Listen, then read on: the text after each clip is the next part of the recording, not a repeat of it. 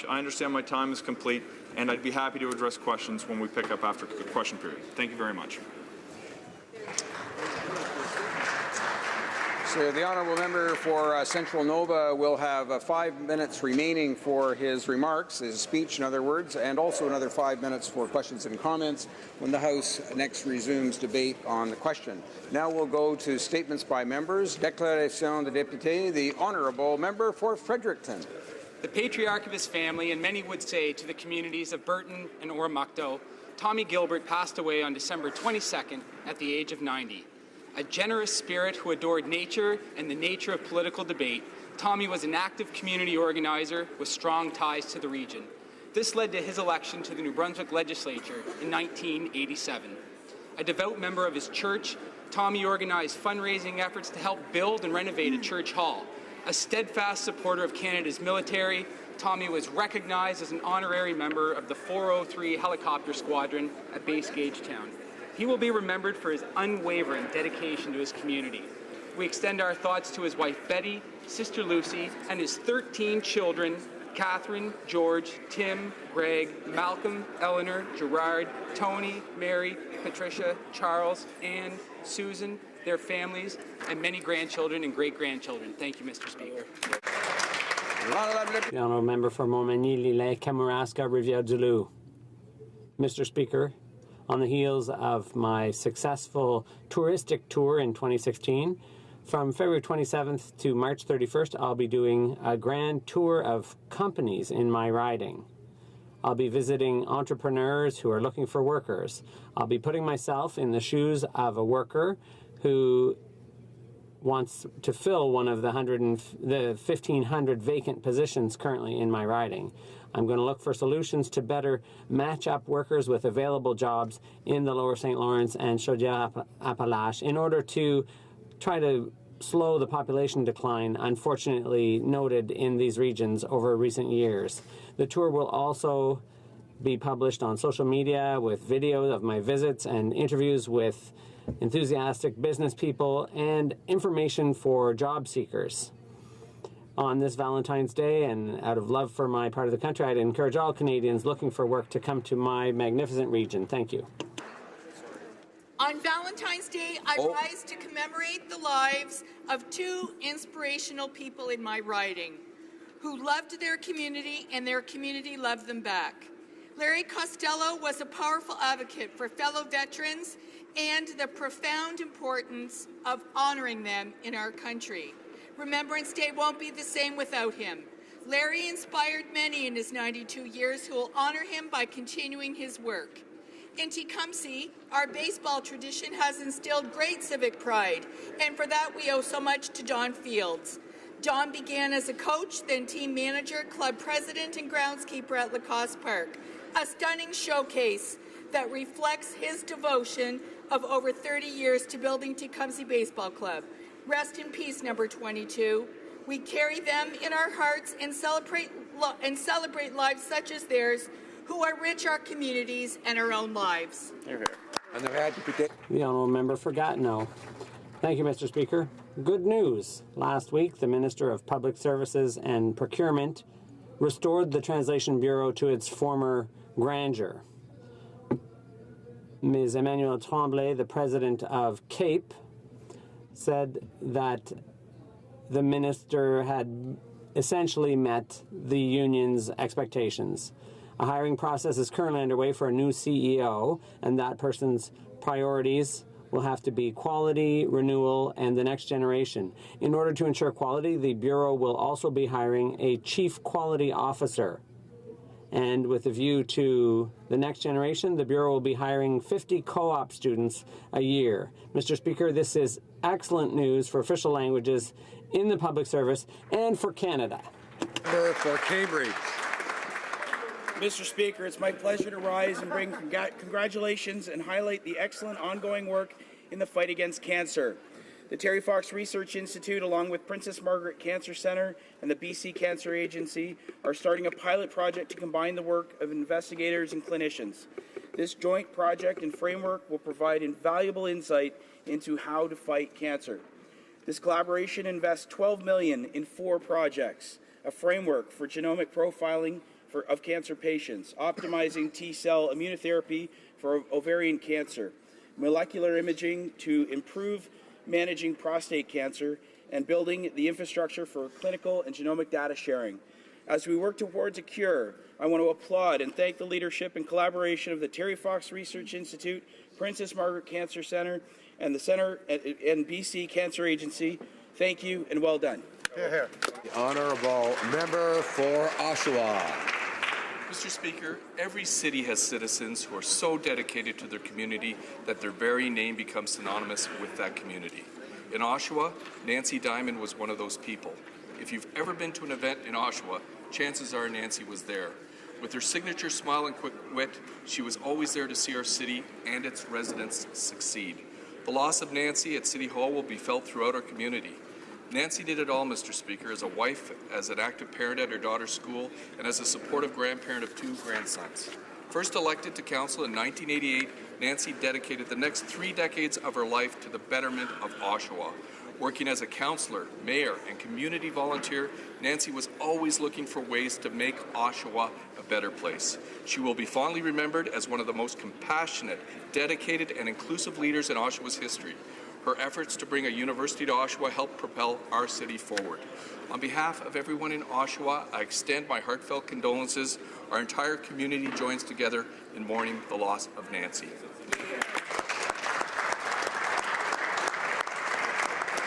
The honourable member for West Vancouver Sunshine Coast, Sea to Sky Country. Thank you, Mr. Speaker. Our government is no longer pursuing electoral reform. Across the country, there was truly no consensus. But in West Vancouver Sunshine Coast, Sea to Sky Country, people really are interested in new ways of voting, and it's born out of a belief that MPs can and should represent minority views and new ideas with good manners, proper discourse, less partisanship, and greater cooperation. As we face the daunting challenges of climate change, an aging population, unprecedented forced migration, rising economic protectionism, and truth and reconciliation, our processes should help us work together better. We should help one another work together better. And so I rise today out of respect and gratitude for Bette Cecil and many more like her who dedicate themselves to helping all members of Parliament work in this way. Work out of accommodation, mutual respect, and engagement. Je vous remercie. Honourable. Thank you. The member for Long Range Mountains. Thank you, Mr. Speaker. In Canada, women represent 48% of the workforce and over half the university graduates. However, they remain underrepresented in certain areas of the workforce, including corporate boards and senior management positions. Ensuring equal opportunities for women in the workforce is both a priority of Canada and the United States. That's why in the first meeting between our Prime Minister and the President of the United States, I was pleased to hear the launch of the United States-Canada Council for the Advancement of Women Business Leaders, Female Entrepreneurs. Through this initiative, I expect greater growth of women-owned enterprises and further contribution to our overall economic growth and competitiveness, and as well the enhanced integration of our economies. Our government is also working to increase women's participation on corporate boards and building the first federal women's entrepreneurship strategy to remove barriers to women's participation in the business community from coast to coast to coast. Thank you, Mr. Speaker. The honourable member for Charlebourg-Haute-Saint-Charles. Mr. Speaker, this week marks 25 years of operation for the Jesuits' Mill. The mill in Charlesbourg has always been a focal point for residents of Charlesbourg. Built by the Jesuits in 1742, it was a working mill until 1940. It was one of the last water mills in Quebec. Today, the still active site houses a historical interpretation centre to which tourists and school groups flock from Ontario, Manitoba, and Alberta, giving people a chance to relive many facets of our history. This week marks the 25th anniversary of the centre. I'd like to highlight the work of the team in place and the volunteers that make this institution shine and move forward. You are the heart and soul of the mill. I'd also like to thank Joanne Timmins for her involvement. She's headed up operations for 25 years. And from the bottom of my heart, thank you and happy 25th anniversary. Thank you, Mr. Speaker. I'd like to congratulate the family Brimo. Yazidi Kurdish family from a village called Afrin, which is north of Aleppo in Syria. They were forced to flee in 2013 after Daesh obliterated their home and their way of life. It was in their darkest hour that the Brimos found out that they had been accepted as refugees here in Canada. That is all except for one of their 5 daughters, Zainab, who was left stranded back in Syria. After much hard work and coordination with the Minister of Immigration, I'm happy to report that Zainab will be arriving in Canada this week, Mr. Speaker, and will be reunited with her family once more. Je suis tellement fier de la... I'm so proud of the generosity of the people of Eglinton Lawrence, particularly St. Clement's Church, who are sharing responsibility for helping displaced people and those who are the most in need of protection. The honourable member for Brossard-Saint-Lambert. Mr. Speaker, I'd like to take a moment today to mark Black History Month, to honour the multiple accomplishments and contributions of Black Canadians that have helped make Canada the multicultural, generous and prosperous country that we live in today. For 4 centuries already, Black communities in Canada have been a key part of the social fabric we all share. Our Black Community Association, which does outstanding work in Brossard-Saint-Lambert, an organization born from the need for an organized approach to address issues affecting the well-being of Black residents in the South Shore of Montreal. Working with and for her community for the past 3 decades, Kathleen Maitland-Blades from Brossard has rightly been recognized this month by her peers for her remarkable contributions. She is a December headliner of the calendar Here to Stay, Here to Last. It is with great admiration and respect that I salute all our Black compatriots all across Canada. Honourable member for Elgin, Middlesex, London. Mr. Speaker, today I have 2 things to present. Today is Congenital Heart Awareness Day in Canada, and I would like to salute the wonderful volunteers and supporters of the Canadian Congenital Heart Alliance. Over 250,000 Canadians are born with CHD. Years ago, having CHD meant that children had a 20% chance of reaching adulthood. Today, over 90% of CHD children live into adulthood due to advances in medical care.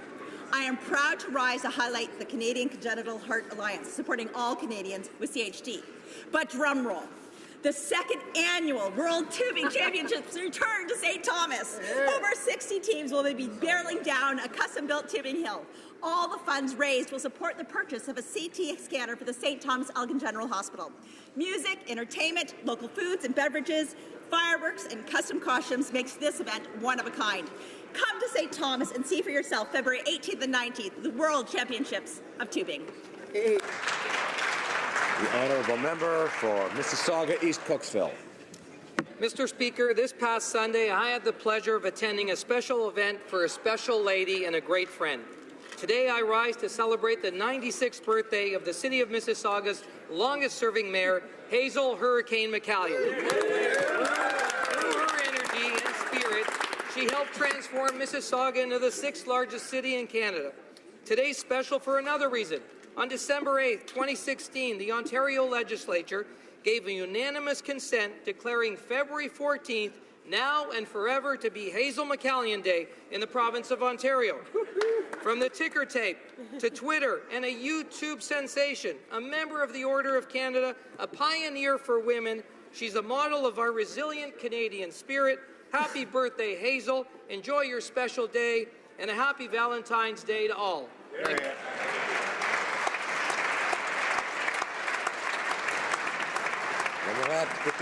The honourable member for Abitibi, James Bay, Nunavik, AU.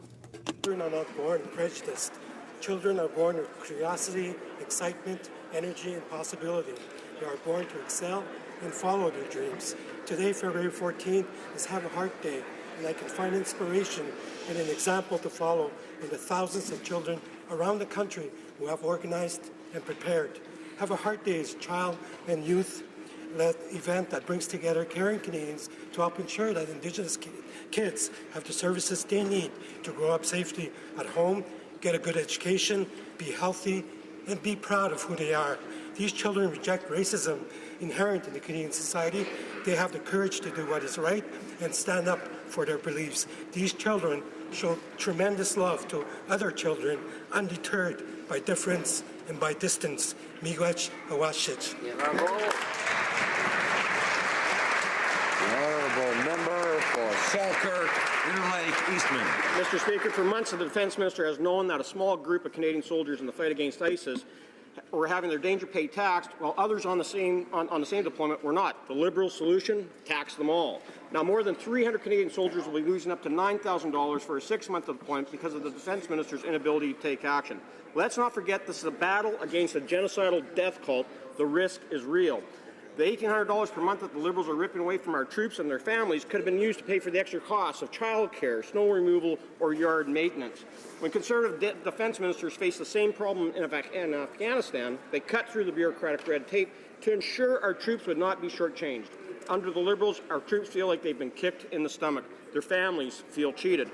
I call on the Liberal government to finally do its job, reverse the subordinate decision, and support the brave men and women who stand on guard for all of us. The honourable member for Central Nova. Happy Valentine's Day, Mr. Speaker, and in the spirit of this celebration, I want to share the sweetest of love stories, that between the dedicated community members of Antigonish, Nova Scotia, and Peace by Chocolate, a local business run by some of the community's newest members, the Hadhad family. Antigonish welcomed the Hadhads with open arms as part of the effort that has now seen 40,000 Syrian refugees come to our shores. The Hadhads operated a chocolate factory in Syria that was lost to the war, and with the help of the community, they have reopened a small factory and have been giving back to the country that had welcomed them by donating a month's worth of profits in the relief efforts in Fort McMurray after the wildfires, and have now hired Canadians to work in my community in Antigonish. This would not have been possible without the volunteers, and I know the Hadhads are truly grateful. Most recently, Peace by Chocolate has opened its online store, and I've gone to peacebychocolate.ca to order mine, so Sarah, Molly, and I can add a little sweetness to our Valentine's Day. I suggest you do the same, Mr. Speaker, because one piece can't hurt.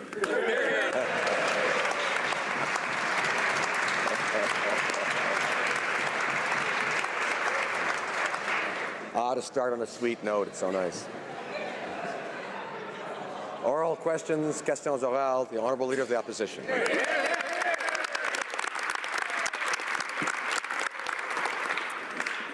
Mr. Speaker, in last year's Liberal budget, Canadians were hit hard by new taxes on savings, payroll, carbon, the self-employed were hit, and even children's arts and fitness classes. Canadians are sick and tired of feeling nickel and dimed by this Prime Minister, and now we're hearing that he might even make it more expensive to go camping. So, Mr. Speaker, having already raised taxes on Canadians, does the Prime Minister really think it's fair to do it all over again? The Right Honourable Prime Minister. Mr. Speaker, in last year's budget, we introduced the Canada Child Benefit, which helps 9 out of 10 Canadian families with a larger tax-free check every month that they can spend on things like groceries, school supplies, new clothes for their kids. These are the kinds of things that make a huge difference, and we were able to do it because we ended the Conservative practice of sending child benefits to millionaire families and instead delivered them to the people who really need it. In this year's budget, and I thank the member opposite, we're going to be featuring the fact that going to visit our national parks anywhere across the country for Canada's 150th birthday will be absolutely free. The Honourable Leader of the Opposition. Nothing's free. Yeah, no, nothing's free around here. Mr. Speaker, the Prime Minister has betrayed the middle class. In his first year, he introduced new taxes on savings, payroll, carbon, the self-employed, children's arts and fitness classes, tuition, textbooks. We can use simple arithmetic here, Mr. Speaker. It's clear that the tax bill for the ordinary Joe has gone way up. Mr. Speaker, why is the Prime Minister making middle class pay for his reckless spending? Right Honourable Prime Minister. Mr. Speaker, we got elected on a campaign commitment to help the middle class, to grow the middle class, and help those working hard to join it. And the very first thing we did was we lowered taxes for the middle class and raised them on the wealthiest 1%. The members opposite, the Conservative Party, voted against that. They didn't want to lower taxes on the middle class. They certainly didn't want to raise them on the wealthiest 1%. But we knew that that was what we needed to do to show Canadians that we were focused on growing the economy, helping the middle class, and actually putting more money into the pockets of people who need them right across the country. The Leader of the Opposition. Well, Mr. Speaker, what's happening here is the Prime Minister is trying to soak up every dime of extra tax money that he can find. Now he's dispatched his tax collectors halfway around the world to the front lines of the war against ISIS. He's taking away a tax break for our troops that are stationed in Kuwait, costing each of them up to $1,800 a month. We know he plans to hike a whole range of taxes in the budget, but will he at least today commit to not taxing our troops? Right Honourable Prime Minister. For almost 10 years, Mr. Speaker, we in this House watched the previous government wrap themselves in the flag while they nickeled and dimed the troops, the veterans, completely botched the procurement processes, and did everything they could to talk a good game but not deliver for the men and women of the Canadian Forces. We are focused on delivering what is necessary in terms of equipment, in terms of support, and in terms of honour and value to the extraordinary men and women who serve this country on the front lines and everywhere around the world. Honourable Leader of the Opposition. Well, Mr. Speaker, there's no one in this House that does not support our brave men and women in uniform. But, Mr. Speaker, it was not this side of the House or the last government that said that we would tax our troops in Kuwait $1,800 a month. So I'm asking him again to commit before the budget that he will not tax our troops in Kuwait. Honourable Prime Minister. Mr. Speaker, we continue to stand with the men and women of the Armed Forces of Canada who do an extraordinary job serving their country, some in very dangerous places, but all with a tremendous amount of commitment to their country and to the work they do. And what we're doing around veterans, and what we're doing around procurement, and what we're doing around much-needed investments in the extraordinary men and women who serve this country, we will take no lessons from the members opposite. The Honourable Leader of the Opposition. On top of all of that, the Prime Minister's largest middle-class tax hike is being kept a secret. His government has a study in their possession showing that the carbon tax will hit middle and low-income Canadians the hardest. But despite demands from the opposition, they've refused to release the numbers. Mr. Speaker, if the Prime Minister is so proud of his carbon tax, why doesn't he release the numbers? What happened to transparency? Right Honourable Prime Minister.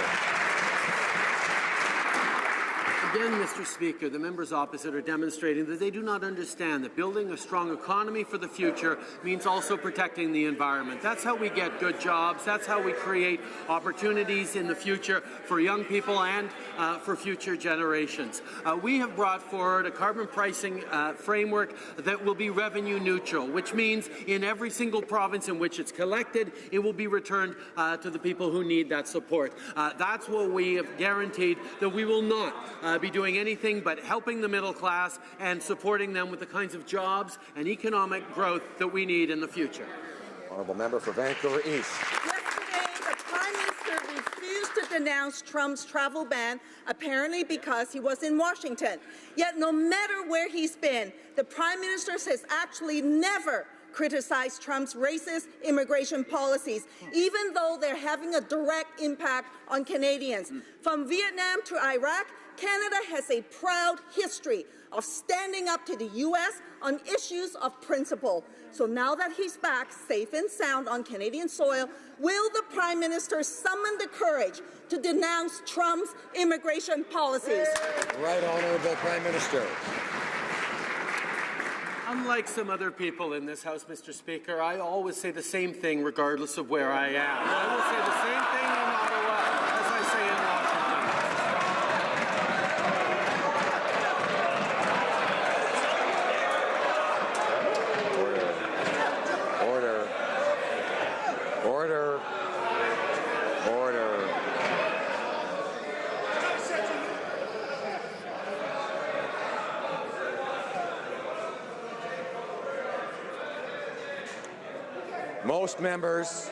Order. Most members are able to go through a question period, hear things they don't like without reacting. We need to all do that.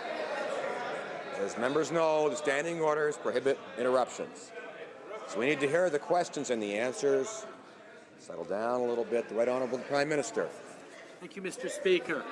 Canadians expect any Prime Minister to do two things, both defend Canadian values and stand up for the jobs and growth that we need. That's exactly what I've been doing, and that's what I will always do. We were able to make sure that Americans understood fully and completely how many good jobs on both sides of the border depend on the close working relationship that we have, and that's what we will continue to focus on, Mr. Speaker. The Honourable Member for Laurier-Sainte-Marie. Mr. Speaker, sometimes silence is consent.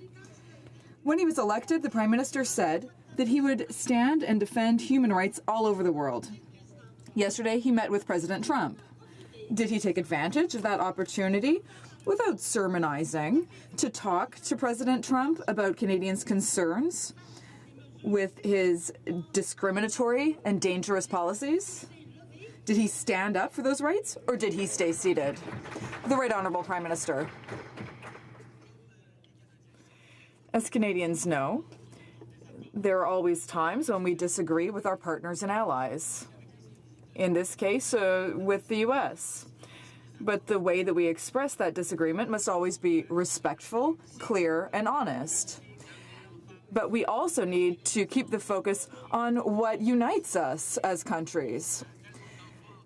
We have so much in common, so much the same interest to help the middle class, that there was a lot that we were able to talk about together about how we can build a better economy for the middle class on both sides of the border.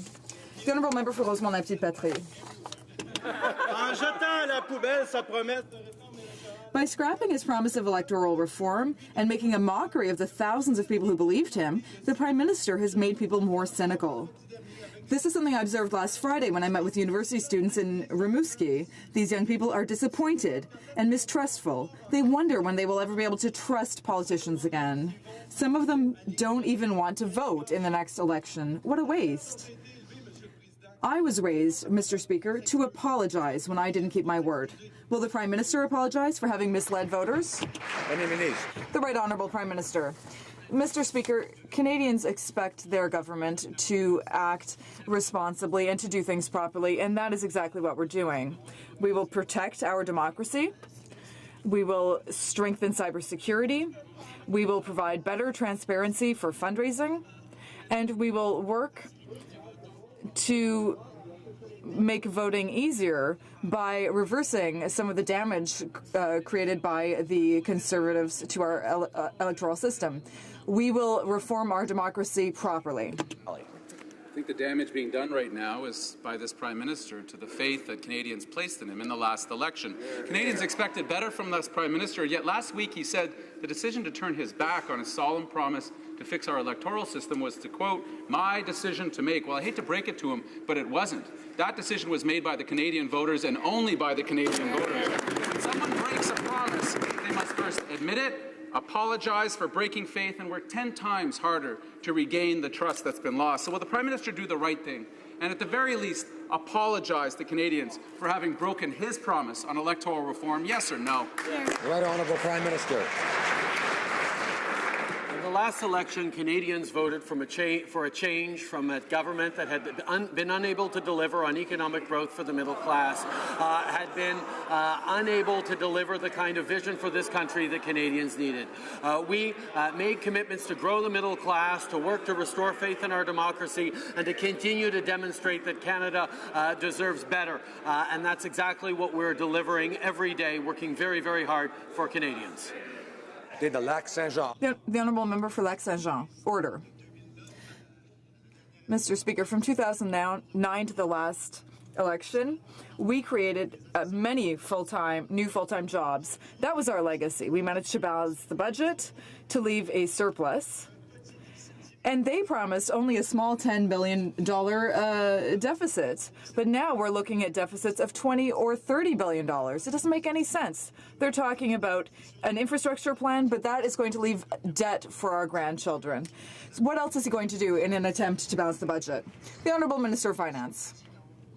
Mr. Speaker, the previous government had the lowest level of growth in 8 decades. It was clear that we needed to have a plan that would help our economy and help it grow. That is why we decided to invest in the future, to invest in infrastructure. That is why we decided to invest in the middle class to help families right now. With our plan, we will have a higher growth rate, more opportunities for families, and for future generations. Jean. The Honourable Member for Lac-Saint-Jean. Mr. Speaker, we know that we're facing the worst economic crisis since the Second World War. That was what our government faced, and we still managed to balance the budget and have a surplus. They're talking about a carbon tax, Mr. Speaker. But why? Why won't they tell us what the numbers are and what the impact will be on Canadian families? Why are they hiding these figures, and what will be the real impact of the carbon tax on middle-class families, Mr. Speaker? The Honourable Minister of the Environment. Thank you, Mr. Speaker. Our government recognizes that the economy and the environment go hand in hand. Our government has committed to create a cleaner and more innovative economy that will reduce greenhouse gas emissions and create good jobs. I encourage the member to take a look at our policies instead of taking a document that was prepared in 2015 under the previous Conservative government. We will continue to work for the middle class, and we will continue to make sure that we reduce our emissions and create good jobs for Canadians. For Barry Innisfil. Yet again, this Liberal government is going down the same failed fiscal road traveled so heavily by Kathleen Wynne and the Ontario Liberals. Mr. Speaker, Ontario has over 400 user fees, and make no mistake, they are a tax on the middle class and those working hard to join it. We know the Liberals have never met a tax or user fee they didn't like, so Mr. Speaker, since the federal Liberals are following the same disastrous playbook as Ontario with out-of-control spending and massive deficits, what user fees are these Liberals planning to raise on hardworking taxpayers? The Honourable President of the Treasury Board. Mr. Speaker, businesses, citizens, all Canadians benefit from government services. We need to, on an ongoing basis, review the transparency and strengthen the oversight over the user fees that pay for those services. And we need to make sure that all people and all organizations which benefit from those services pay a fair share. That includes big businesses. And it's important that middle-class Canadians and those working hard to join the middle class aren't footing the bill disproportionately for those services. And we will treat all Canadians fairly. The Honourable Member for Barrie Innisfil. So I guess that means a lot. Communities across the country rely on volunteer firefighters to staff their fire departments. In fact, 85% of all firefighters, roughly 144,000 Canadians, volunteer their time to protect the communities in which they live. That's why Conservatives created the Volunteer Firefighter Tax Credit. It helps attract volunteer firefighters and gives an incentive to Canadians who want to help in their communities. The Finance Minister has promised that all tax credits are on the table. Will the Minister promise that he won't cancel the Volunteer Firefighter Tax Credit? The Honourable Minister of Finance. I'm pleased to say that we will continue on our path to help Canadians, to help middle-class Canadians, to help people with real measures that will make a difference. Our look at our tax expenditures are really to make sure that our system is working properly, that it's efficient, to make sure that our tax system is fair, to make sure that measures that might have been put in place that are no longer working are reconsidered. That's an effort that's important so that Canadians can be sure that the system works for themselves and for their families. The Honourable Member for Louis Saint-Laurent. Mr. Speaker, that's exactly the problem. If the government doesn't change anything, the Department of Finance itself said that we would be looking at a debt of $1.5 trillion by 2050. So this is the legacy that the Liberals are leaving to our grandchildren. And they're not only attacking our grandchildren, they're attacking seniors because they're considering eliminating income splitting for pensions and the tax credit for seniors. So can the Minister of Finance reassure Canadians, and particularly seniors, that he won't touch those two very important tax credits? The Honourable Minister of Finance. Mr. Speaker, I would like to reassure Canadians that our program, our plan to help families who are facing significant challenges by giving them more money is continuing. We are going to continue this year with new measures for the middle class, with measures that will give more money to families in all sectors of our economy. That is our goal, and that is what we will continue to do, and that will make things better for Canadian families. The Honourable Member for Louis Saint-Laurent. Mr. Speaker, anyone who can count will tell you that giving more money is well and good, but if you run debts and deficits, that's leaving a bill to our children and grandchildren. It doesn't make any sense. That's economics 101, Mr. Speaker. Now, the government is also targeting students. Can they reassure us that they will not touch the tax credit for RESPs, which would affect nearly 5 million Canadians directly? The Honourable Minister of Finance. Mr. Speaker, the facts are clear. We have taken significant steps to help middle-class families last year with our budget 2016, and we helped improve their situation. That continues to be our goal. Our view of spending is that the goal is to move forward with a plan that will help the middle class and will help families with measures that will really stimulate the economy as well. What Transcona? Mr. Speaker, Cyrus Reporter, a senior advisor to the Prime Minister, who used to be a lobbyist, has just taken a job as a lobbyist again. But Liberals tell us, don't worry, because he's not going to be lobbying his friends. Instead, he'll just be coaching other lobbyists how to lobby his Liberal friends. This clearly goes against the spirit of the Lobbying Act, which is supposed to prevent this revolving door of Liberal lobbyists. So how can they explain this blatant attempt to get around the law? Where's their integrity, Mr. Speaker? The Honourable Government House Leader. Mr. Speaker, I appreciate the opportunity to rise in this House and to remind members and Canadians that every except staff hired knows full well the responsibilities they must respect both during their hiring and following their hiring. The rules are quite clear, and I have no reason to doubt that they will be respected. So thank you. The Honourable Member for Jonquière. Mr. Speaker, the Ethics Commissioner has opened an investigation into the Prime Minister's exclusive vacations. This is unprecedented, but it actually feels like déjà vu, because this is the second time the Commissioner has had to open an investigation into the Prime Minister. Will the Prime Minister now admit that he infringed on 2 different rules? And will he finally take responsibility for his actions? The Honourable Government House Leader. Mr. Speaker, as has been said several times in this House, the Prime Minister will answer all questions that the Ethics Commissioner will ask him. Thank you, Mr. Speaker. Mr. Speaker, just a few weeks ago, the Prime Minister heard firsthand the struggle of Ontarians who are facing out-of-control hydro rates at the hand of his mentor, Kathleen Wynne. Struggling Ontarians cannot afford the Prime Minister's plan to make a bad situation far worse by adding more costs through a carbon tax. A carbon tax will increase the cost of doing almost everything from gas to groceries. When will the Prime Minister abandon this irresponsible tax on everything and start defending the interests of Canadians? The Honourable Minister of Environment.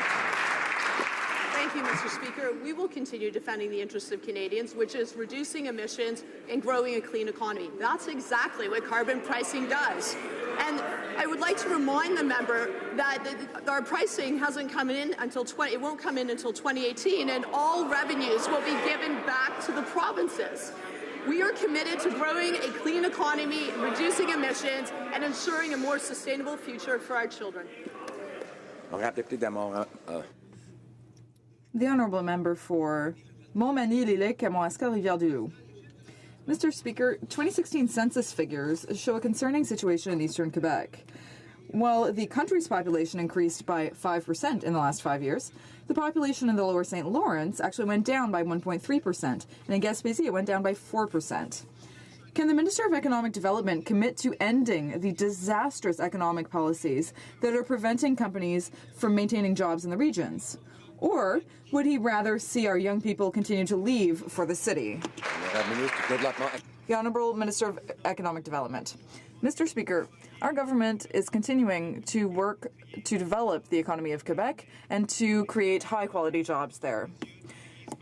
For example, in Quebec, our government took measures to invest more than $406 million since 2015. And we've supported more than 10,000 companies in their development since 2015. We will continue to work hard for Quebecers and all Canadians. Lakeland. Mr. Speaker, the Liberals took months to finally meet with the union representing employees of the Case Processing Centre in Vegreville. Yesterday, they gave proof that the decision to close the office is unfounded and the quality of work being done by employees is exemplary and regularly surpasses departmental expectations. I know staff are scrambling to justify their advice, but is the Minister now prepared to do the right thing, respect Vegreville families and rural Alberta, and reverse this heartless decision? Honourable Minister of Immigration. Mr. Speaker, our government has a responsibility to make decisions on government spending of hard-earned middle-class tax dollars.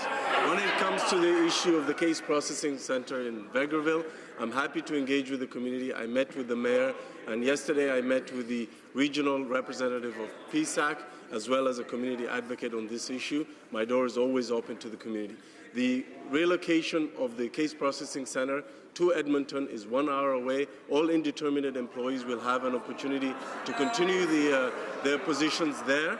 And in fact, the relocation will result in more jobs for Alberta.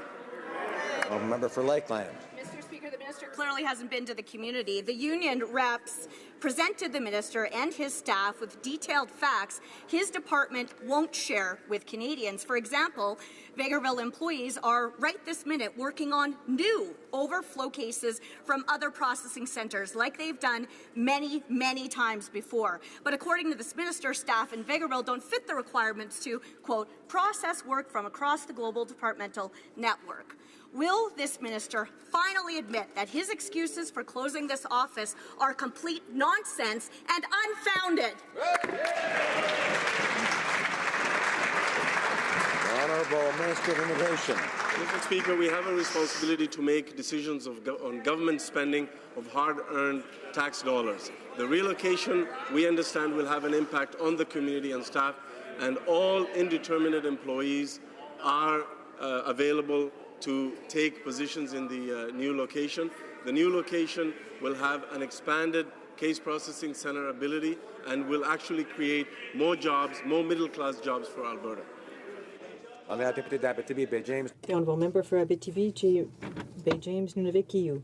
Mr. Speaker, today a judge sided with the survivors of the 60s scoop. A simple question for the Minister. Will she commit today in this House that her government will not appeal the decision? Found Canada liable for failing to protect survivors of the 60s scoop from losing their cultural identity. I have a very simple question for the Minister. Will her government uphold this ruling?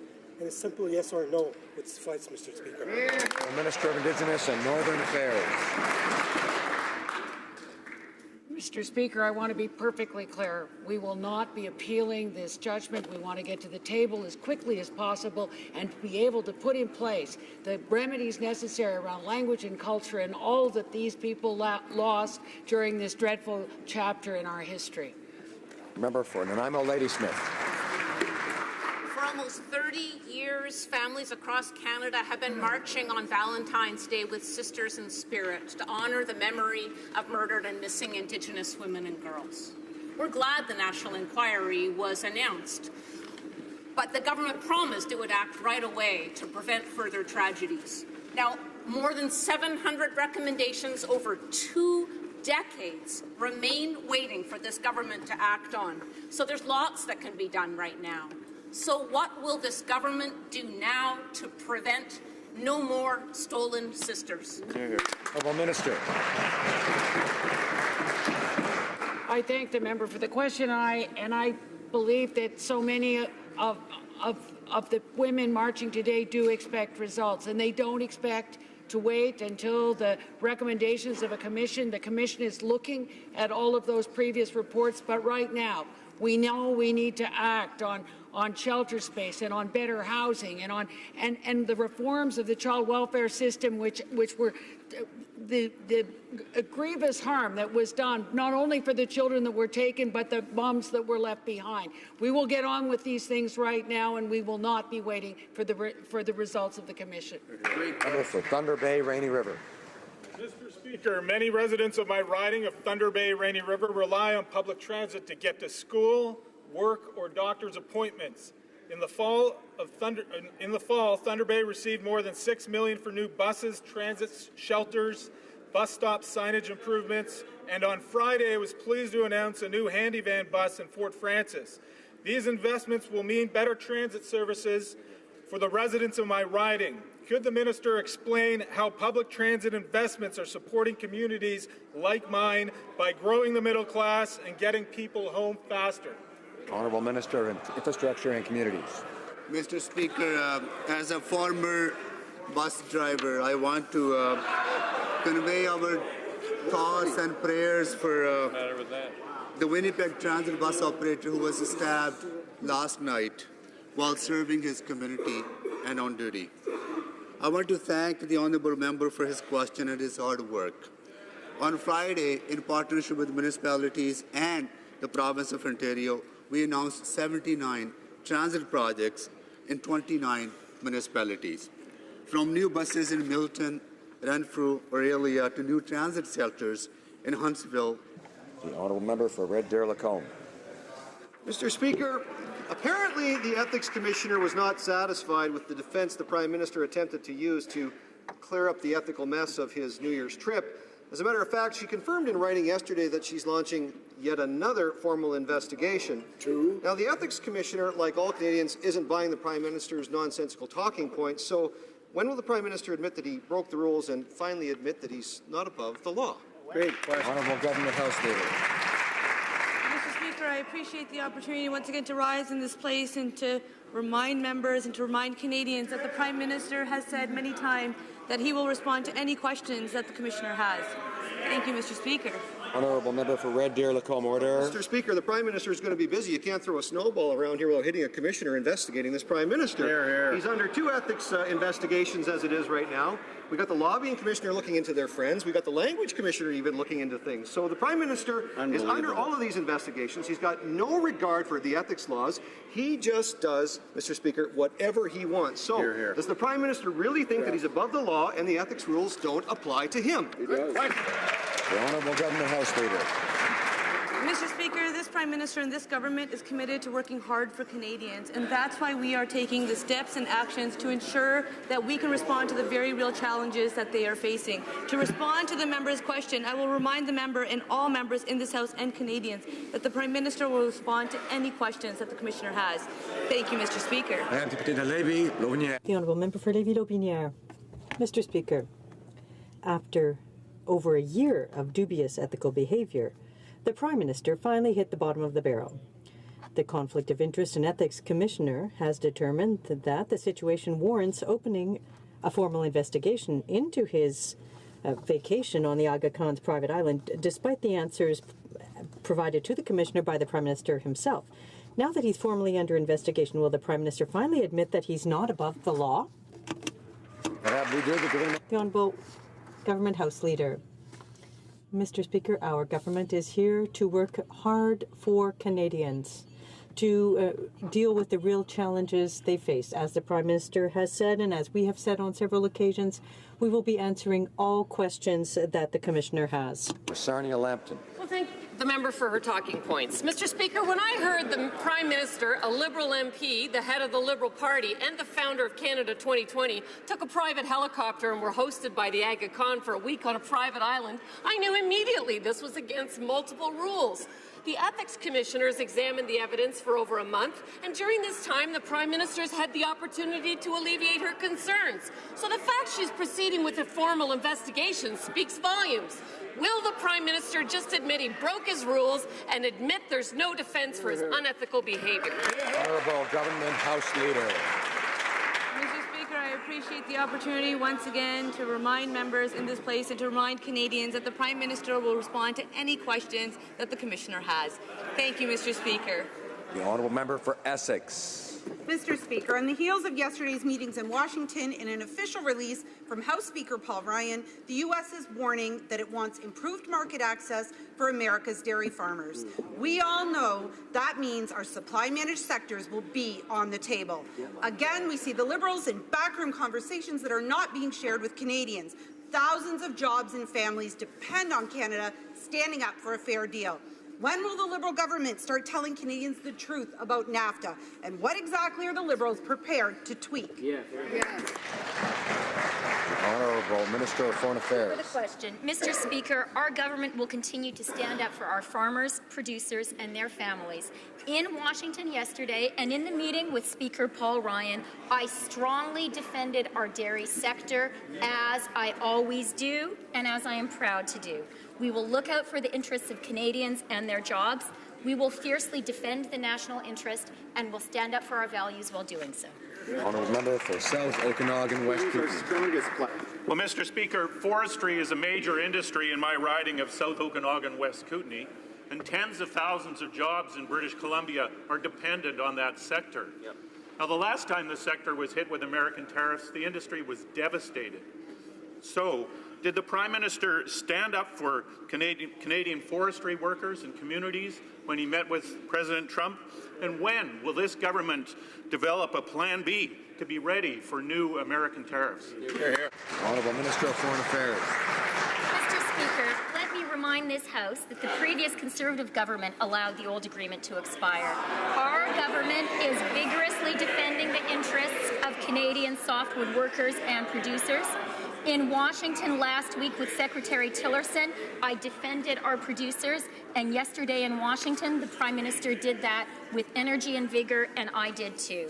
We'll continue to work very closely with our producers, our workers, the provinces and territories. We're seeking a good deal for Canada, not just any deal. Honourable Member for Niagara Falls. Yesterday, the Justice Minister said her problem with mandatory sentences with the Charter. Mr. Speaker, I shouldn't have to point out to her that the most serious mandatory sentence is for murder, and that has been upheld by the courts for the last 35 years. So taking away mandatory sentences is about giving breaks to murderers, rapists, child abusers, drunk drivers, and drug dealers. When will the Liberals change their tune and start standing up for victims and their families? Honourable Minister of Justice. Well, thank you, Mr. Speaker. I'm pleased to stand up to once again say that we are conducting a comprehensive review of the criminal justice system, including sentencing reform, which includes mandatory minimum penalties. We are not opposed to mandatory minimum penalties for the most serious of offences, but we are doing a comprehensive review of those mandatory minimums in terms of their constitutionality. The courts have spoken quite clearly about it. What we are committed to doing in this review is to ensure that we uphold public safety, have respect for victims, and ensure that we are approaching the justice system in a smart and effective way. The Honourable Member for Richmond-Arthabaska. Mr. Speaker, we've learned in the media that the Minister of Justice has launched a study to reduce or abolish most mandatory minimum sentences for criminals in Canada. I'm eager to hear the initiatives that the Minister plans to put in place to protect victims instead of studying the elimination of minimum sentences. Can the Minister explain what her intention is and what minimum sentences she wants to abolish? The Minister of Justice. Thank you, Mr. Speaker. The intention of this government, my intention, is to do a comprehensive review of the criminal code, a review that has not been done since the early 1980s. The previous government sought to do a piecemeal approach to amending the criminal code. We are undertaking our review to ensure the efficiencies and effectiveness of the criminal justice system and ensuring that the legislation that we put forward is meeting its objectives. That's why we're studying the mandatory minimum penalties, and I look forward to having more to say about this in the near future. Honourable Member for St. Albert, Edmonton. Speaker, the minister, instead of blaming mandatory minimums for delays, should look in the mirror, because it is this minister who has failed to appoint judges in a timely manner, which has resulted in serious criminal cases being thrown out. Murder cases thrown out. Sexual assault cases thrown out. And yesterday, charges against a father accused of breaking the ankles of his infant thrown out. With dozens of judicial vacancies, how many more cases are going to be thrown out before this minister starts doing her job? Honourable Minister of Justice. Well, thank you, Mr. Speaker. I am pleased to have appointed many judges to the superior courts across this country, as well as reconstituting the judicial advisory committees to ensure that we appoint a diversity of judges to the superior courts. I will continue to make those appointments, but I will point out, in doing a broad review of the criminal justice system, I am working in a concerted way with my colleagues in the provinces and territories who are responsible for the administration of justice, and we are putting forward a comprehensive plan because there is no one solution to resolve the court delays, but we are going to most assuredly address them. Honourable member for Sydney Victoria. Mr. Speaker, when it comes to trade, our government gets it done. Our friends south of the border, they want to do more trade with us. Just take her easy, guys. You know what happened yesterday. And we know we have two agreements today, Mr. Speaker. We have the Ukrainian agreement and we have the European agreement. And I know the fishing industry in our province in Nova Scotia is very excited about these agreements. Can the Minister of Trade tell this House how these agreements will benefit middle-class Canadians and what the next steps are towards implementing the CETA agreement? Minister of International Trade. Thank you, Mr. Speaker, and I want to thank the Chair of the Trade Committee, the great Chair, and all the members of the Trade Committee for their hard work, Mr. Speaker. CETA is the most progressive trade agreement ever negotiated by Canada or the European Union. It will create jobs, bolster our shared prosperity, and outgrow the middle class. Mr. Speaker, the Prime Minister will address the European Parliament this week on the importance of the Canada-EU relationship. Thanks to our trade discussions that are focused on the interests of the middle class, Canadian companies from all regions and all areas will benefit from unprecedented access to the European market, which is immense and has... Member for Caribou, Prince George. Mr. Speaker, 140 communities in British Columbia are dependent on the forestry industry. Yep. This equates to roughly 65,000 jobs in just one single province. Yesterday, the Prime Minister left the Natural Resource Minister home alone. And there's no evidence that the Prime Minister brought this agreement up once. It's not even mentioned in one minister's mandate letter.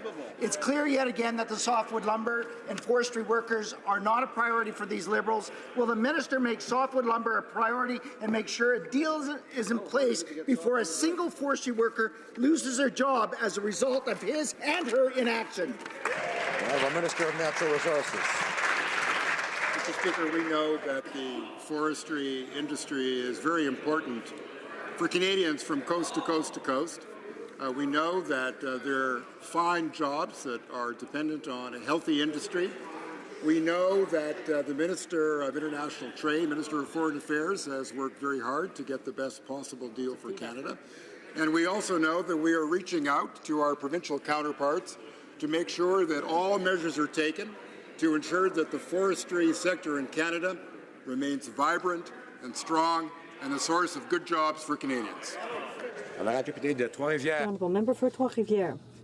Mr. Speaker, after 5 cases of contamination, the quality of water on Coast Guard ships is now in the news. Problems seem to be diverse, like the use of coating with or without thinner, that's unclear, toxic products that are present in water or products that haven't gone detected through quality testing, and that makes sailors concerned about their own health. Can the minister tell us, one, if he's aware of the problem, 2, what he plans to do to ensure that the health of our sailors is protected? Honourable Parliamentary Secretary. For the health and safety of our employees is top priority of the Canadian Coast Guard. These men and women work hard every day to ensure the safety of mariners and our marine environment. There were 2 complaints about the quality of drinking water aboard Coast Guard vessels. The complaints process included the participation of employees, unions, subject matter specialists, and managers. According to the final decision, the Coast Guard satisfied its obligations with respect to its employees and drinking water and will continue to do so in every circumstance, Mr. Speaker. The Honourable Member for Vimy. Mr. Speaker, homelessness is a major problem of national importance. In June, the Minister of Families, Children and Social Development announced a funding increase for the homelessness partnering strategy, part of which will be invested into the Innovative Solutions to Homelessness component. Can the minister explain how this increase in funding will help to communities to fight homelessness, which hits women, Aboriginal peoples and vulnerable young people particularly hard? The Honourable Minister. Well, thank you, Mr. Speaker. I'd like to start by congratulating the member for Vimy for the excellent work that she does for the people of her riding. Our government committed to supporting innovative projects to offset needs of homeless people, including young people, Aboriginal peoples, women and veterans. Budget 2016 invested an additional $112 million in the homelessness partnering strategy. This is the first investment since '99. This national housing strategy will help to meet the needs of our families. Renfrew, Nipissing, Pembroke. Mr. Speaker, Corporal Tara Jans is a veteran who's being denied a benefit for a disability her specialist and her family doctor say was caused as a result of her military service. As a condition of her disability, she must self-catheterize, something she'll have to live with for the rest of her life. She is being denied this benefit on the basis that her disability is a medical event common to women. When did the Prime Minister decide that being a woman in the military is cause enough to deny a benefit to a veteran? Here, here. Honourable comment to Secretary to the Minister of Veterans Affairs. Mr. Speaker, I'd like to thank the member opposite to her question. Our government is committed to ensuring veterans, Canadian Armed Forces members, and the RCMP, as well as their families, have the support they need when and where they need it. While we cannot comment on individual cases, I can tell you that our government takes the security and well-being of our veterans very seriously. That is why in Budget 2016 we committed $5.6 billion in financial supports for veterans, and that's why we're reopening the 9 offices closed by the previous government, hiring 400 frontline staff, 360 which have been hired to date. Député de Rivière-du-Nord. The Honourable Member for Rivière-du-Nord. Mr. Speaker, a picture of his dad and a handshake competition. That pretty much sums up the meeting between the Prime Minister and President Trump. That and the President's statement that the free trade agreement needs some tweaking. Will our forestry workers, our dairy producers, our farmers once again pay for these tweaks? As Ottawa has accustomed us, will once again Quebec's interest be considered minor in these discussions with the United States? The Honourable Minister of Foreign Affairs. Thank you for the question. Yesterday was an important day, and we devoted a great deal of effort to it. The President of the United States stated, and I quote, "We have exceptional trade relations with Canada." And those words are very important for Canada, for our workers, and for our businesses. We vigorously and proudly defended the interests of our producers, including workers in the forestry sector and dairy producers. And we will continue. The Honourable Member for Manicouagan. Mr. Speaker, for Quebec, supply management and dye-filtered milk, as well as the softwood lumber issue, are not tweaks. These are also very important issues. On the contrary, they're major issues for the thousands of Quebec workers, for their families in our regions.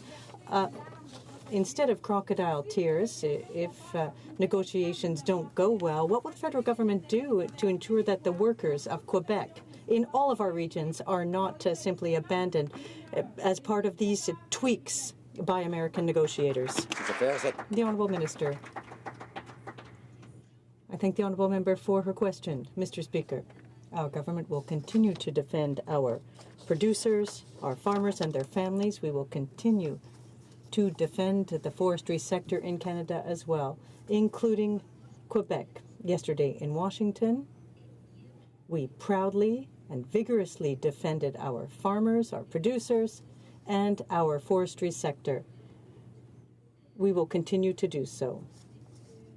We will vigorously defend our national interest and Canadian interests. Comme il est 15 heures. It being 3:03 p.m., pursuant to order made on Thursday, February 9th, 2017, the House will now proceed to the taking of the deferred recorded division on the motion of Mr. Boulouris relating to the business of supply. Call in the members.